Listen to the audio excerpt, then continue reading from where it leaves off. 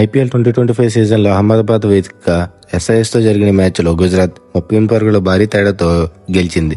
దీంతో ఎస్ఆర్హెచ్ టీంకి almost play ఆఫ్స్కి chance లేకుండా పోయింది. ఆల్మోస్ట్ ఎలిమినేట్ అయిపోయినట్టే. SRH team bowling, fielding, batting అన్నింటిలో ఫెయిల్ అయ్యి విజయాన్ని గుజరాత్కి కట్టబెట్టారు. ఎస్ఆర్హెచ్ టీం బౌలింగ్ ఒక ఎత్తు అయితే ఫీల్డింగ్ మరో ఎత్తు. ఎంత చెత్తగా అంటే అంత చెత్తగా చేశారు. బ్యాటింగ్లో అయితే ఒక అభిషేక్ శర్మ తప్ప ఇంకెవరు తమ స్థాయికి తగ్గట్టు ఆడలేదు. గుజరాత్ టీం బ్యాటింగ్లో మరోసారి టాప్ ట్రియో అయిన సుదర్శన్, గిల్, బట్లర్ ముగ్గురు రాణించారు. మిగిలిన పని బౌలర్స్ చూసుకున్నారు. ఒక్క రషీద్ తప్ప అందరూ బాగా బౌలింగ్ చేశారు. టాస్ ఓడి బ్యాటింగ్ వచ్చిన గుజరాత్ టీం వాళ్ళ ఓపెనర్స్ మళ్ళీ అదిరిపోయే స్టార్ట్ ఇచ్చారు. సుదర్శన్ 23 బంతుల్లో 48 పరుగులు చేస్తే గిల్ 38 బంతులు 76 పరుగులు చేశారు. ఫస్ట్ ఓవర్ నుంచే షమీని టార్గెట్ చేసిన గుజరాత్ ఓపెనర్స్ షమీ వేసిన ఫస్ట్ ఓవర్లో 11 రన్స్ పిండుకున్న తన సెకండ్ ఓవర్లో అయితే సుదర్శన్ 5 ఫోర్స్తో 20 రన్స్ పిండుకున్నాడు. అసలు షమీ బౌలింగ్లో 5 ఫోర్లు కొట్టడం అంటే నమ్మలేని నిజం. అది కూడా సుదర్శన్ ఎక్సలెంట్ షాట్స్తో 5 బౌండరీలు పిండుకున్నాడు. మరోపక్క సుదర్శన్తో పాటు గిల్ కూడా అటాకింగ్ చేయడంతో 4 ఓవర్లోనే 50 పరుగులు దాటింది. అయితే 5th ఓవర్లో హర్షల్ బౌలింగ్లో సుదర్శన్ మళ్ళీ హ్యాట్రిక్ ఫోర్స్ అలరించాడు. వీళ్ళిద్దరి జోరుతో పవర్ ప్లేలో గుజరాత్ 82 పరుగులు స్కోర్ చేసింది. ఇది వాళ్ళకి హైయెస్ట్ పవర్ ప్లే స్కోర్. ప్రీవియస్గా 78 హైయెస్ట్ ఉండేది. అయితే ఇప్పుడు 82 పరుగులు అయింది. అయితే 7th ఓవర్లో స్పిన్నర్ జిషన్ అన్సారీ బౌలింగ్లో సుదర్శన్ అవుట్ అయిపోయాడు. అయితే క్రీజులోకి వచ్చిన బట్లర్ గిల్కి సపోర్ట్ చేస్తూ ఎక్కువ స్ట్రైక్ గిల్కి ఇచ్చేవాడు. అయితే గిల్ 25 బాల్స్లో 50 కంప్లీట్ చేసుకున్నప్పుడు బట్లర్ కూడా దంచడం మొదలుపెట్టాడు. ఇద్దరు కొట్టడికి గుజరాత్ స్కోర్ 10 ఓవర్లోనే 120 చేరుకుంది.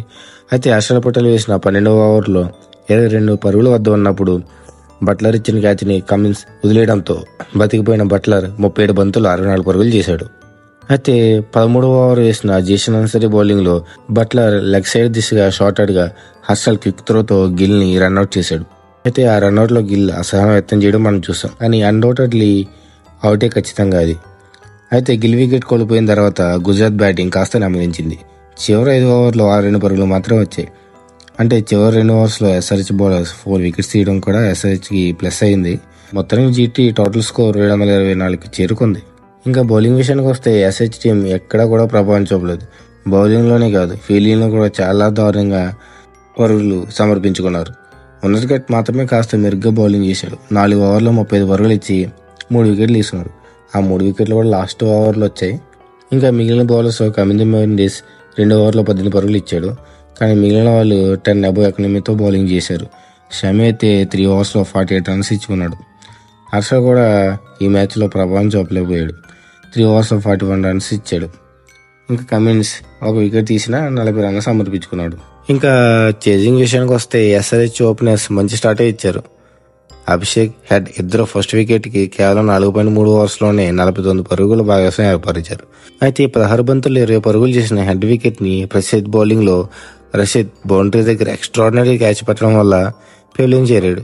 ఈ క్యాచ్ ఈ మ్యాచ్కి హైలైట్ అసలు. అయితే హెడ్ వికెట్ పడిన తర్వాత వచ్చిన ఇషాన్ అంతగా క్రీజ్లో సెట్ అయినట్టు కనిపించలేదు. 17 బంతులు కేవలం 13 పరుగులు చేసి ఇషాంత్ బౌలింగ్లో అవుట్ అయిపోయాడు. అయితే తర్వాత వచ్చిన క్లాసెన్తో అభిషేక్ స్ట్రైక్ రొటేట్ చేస్తూ రషీద్ గణేష్ను ఓవర్లో ఇద్దరు చెరో 6 కొట్టి 12వ ఓవర్లో 28 బాల్స్లోనే 50 కంప్లీట్ చేసుకుని జోరు పెంచిన అభిషేక్ మళ్ళీ రషీద్ బౌలింగ్లో ఒక 6, ఒక 4 కొట్టి 14 పరుగులు పిండుకున్నాడు. అయితే ప్రసిద్ధ్ వేసిన 14th ఓవర్లో అభిషేక్ ఎల్బీడబ్ల్యూకి రివ్యూ తీసుకుని GT team captain third umpire ఇచ్చిన నాట్అవుట్కి గిల్ అసహనం వ్యక్తం చేశాడు. అంటే బాల్ ఎక్కడ పిచ్చింగ్ అయ్యిందో చూపించకుండా ఇంపాక్ట్ అండ్ వికెట్స్ చూపించారు. ఎందుకంటే అక్కడ ఆల్రెడీ ఇంపాక్ట్ టెంపర్స్ కాల్ వచ్చింది కాబట్టి ఇంకా బాల్ పిచ్చింగ్ అవసరం లేదని చెప్పేసి చూపించలేదు అనమాట. ఇంకా ఎంపైర్స్తో కన్విన్స్ చేసిన తర్వాత గిల్ కొంచెం కూల్ అయ్యాడు. అయితే ఆ తర్వాత ఇషాంత్ ఓవర్లో సిరాజ్కి క్యాచ్ ఇచ్చి 41 బంతుల్లో 74 పరుగులు చేసి అభిషేక్ అవుట్ అయిపోయాడు. ఇంకా తర్వాత వికెట్ల పత్నం ఎక్కడ ఆగలేదు. వెంటనే 18 బంతుల్లో 23 పరుగులు చేసిన క్లాసెన్, తర్వాత వచ్చిన అనికేత్, కమిండు మెండిస్ వెంటనే అవుట్ అయిపోయారు.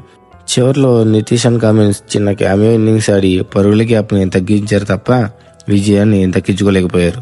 బౌలింగ్ విషయానికి వస్తే జీటీ బౌలర్స్ పవర్ ప్లేలో రన్స్కి వెళ్ళినా తర్వాత బాగా బౌలింగ్ చేశారు. రషీద్ ఖాన్ ఒక్కడే ఎక్స్పెన్సివ్ అయ్యి 3 ఓవర్స్లో 50 రన్స్ సమర్పించుకున్నాడు. దాని తప్ప మిగిలిన బౌలర్స్ అందరూ ఎక్స్ట్రాడినరీగా బౌలింగ్ చేశారు. మెయిన్గా ప్రసిద్ధ్ కృష్ణ గురించి చెప్పుకోవాలి. మిగిలిన బౌలర్స్ రన్స్ తీస్తుంటే మిడిల్ ఓవర్స్లో ప్రసిద్ధ్ వచ్చి వికెట్స్ తీసి జీటీకి బ్రేక్ త్రూ ఇచ్చాడు. ఎక్సలెంట్ గా బౌలింగ్ చేసి 4 overs లో 19 రన్స్ మాత్రం ఇచ్చి 2 వికెట్లు తీసుకున్నాడు. సిరాజ్ కూడా స్టార్టింగ్ 2 overs లో 22 రన్స్ ఇచ్చిన తర్వాత 2 overs లో 11 రన్స్ మాత్రమే ఇచ్చాడు. మొత్తానికి 4 overs లో 33 రన్స్ ఇచ్చి 2 వికెట్స్ తీసుకుని విజయంలో కీలక పాత్ర పోషించాడు. ఇషాంత్ కోయిట్జీ తల వికెట్ తీసుకున్నారు. మొత్తానికి మంచి బ్యాటింగ్ లైనప్తో ఉన్న ఎస్ఆర్హెచ్ టీంని 186 పరుగుల దగ్గర కట్టడి చేశారు. వీళ్ళ ఫీల్డింగ్ అయితే నెక్స్ట్ లెవెల్ ఉంది. ఆ ఫీల్డింగ్లోనే ఆల్మోస్ట్ 15 to 20 రన్స్ సేవ్ చేశారు. ఈ మ్యాచ్లో అద్భుత ప్రదర్శన చేసిన ప్రసిద్ధ్ కృష్ణకి man of the match award దక్కింది. ఇంకా పాయింట్స్ టేబుల్ విషయానికి వస్తే గుజరాత్ ఈ మ్యాచ్లో విన్ అవడంతో లక్నో, కోల్కతా ఎస్ఆర్హెచ్ టీంకి చాలా డిఫికల్ట్గా మారింది. వాళ్ళు ప్రతి మ్యాచ్లో గెలిస్తేనే తప్ప ప్లేయర్స్కి వెళ్ళరు. ఎస్ఆర్హెచ్కి అయితే అసలు ఛాన్సే లేదనుకోండి. ఈ విన్తో జీటీ టీం సెకండ్ ప్లేస్కి వెళ్ళి 14 పాయింట్స్తో ఉంది. ఎస్ఆర్హెచ్ టీం 6 పాయింట్స్తో 9th ప్లేస్లోనే ఉంది. ఇంకా క్యాప్స్ విషయానికి వస్తే ఆరెంజ్ క్యాప్ మళ్ళీ సుదర్శన్ దగ్గరికి వెళ్ళింది. 504 పరుగులతో టాప్లో ఉన్నాడు. అంతేకాదు టాప్ 5లో 3 గుజరాత్ టీం బ్యాట్స్మెన్స్ ఉన్నారు.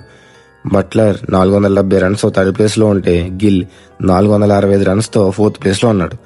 ఇంకా పర్పుల్ క్యాప్ విషయానికి వస్తే ప్రసిద్ధ్ కృష్ణ 19 వికెట్స్తో టాప్లోకి తీసుకొచ్చాడు. Thank you for watching.